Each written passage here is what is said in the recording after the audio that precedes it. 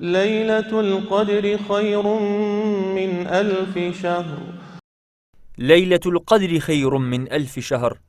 بأميدي أوي خيري شوي قدريان بنسيب ببيت مسلمانان مزگەوتەکان بە نوێژ و زیکر و دوعا و پاڕانەوە ئاوەدان دەکەنەوە.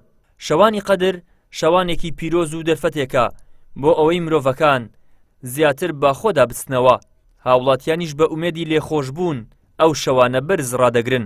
بەڕاستی ڕوحیانەتێکی زۆر بەهێزێ لەو مانگە پیرۆزەی، یعنی کە دەڕواتن کۆتاییەکەی مرۆڤ لە خۆشەویستی و لە تام و چێژی ئەو مانگەی ناتوانێت چۆن بژیتن. بەڕاستی شەوەکە پڕ خێر و بەرەکەتە بەز ناکەویت چێ دەگەین و سارشکە و ئەو شەوەی ئەوە نیعمەتش گەورەی خۆیەکە بمێ بەخشیە پڕ خێر و بەرەکەتە پڕ بەرەکەتەکەەوە دوعای دەکەی خوارت خۆشبی خوا بەشەکەنی لەوەی خۆشتر و چاکتر پەیدا نابی. ئینسان هەر شەوەکە و چێ دەگەین و سارشکە و دەیبینینەوە چەندی کەس ئەو سار ڕۆی لە مزگەفتیتمان نەیدیتەوە.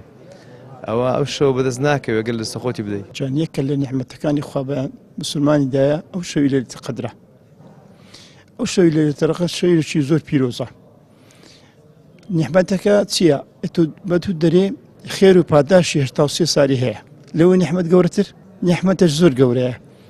ئینشاءڵڵا خوای گەورە لە مە و لە هەموو مسلمانە قوبول کردی ئینشاءڵڵا.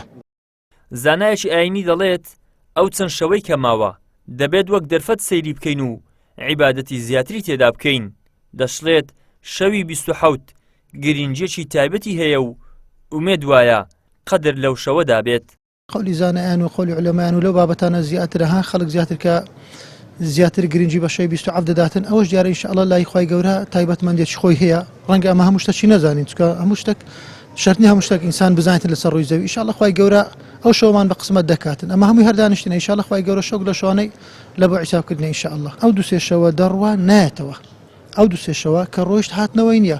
لۆی ئینسانی موسڵمان زیاتر تاکید بکاتەوە زیاتر خۆی مادی بکە لەو سێ چوار شەوەی کەم تەرخەمی نەکاتن. بەڕاستی اللهم إنك عفو كريم. سەرجەم مزگەوتەکانی هەولێر بۆ بەرزڕاگرتنی شەوانی قەدر و پابەندی خەڵکەکەی بە ئاین و دروشمە ئاینیەکانەوە پڕ دەبن لە خەڵک. لە بەرامبەردا بازاڕەکان کە ساڵ 12 مانگ جممەیان دێت لە خەڵک چۆڵ دەبن و زۆرینەی خەڵکی بۆ دەستخستنی عیبادەت خۆیان یەکلا دەکەنەوە. ئیدریس محەممەد کەناڵی ئاسمانی پەیام هەولێر.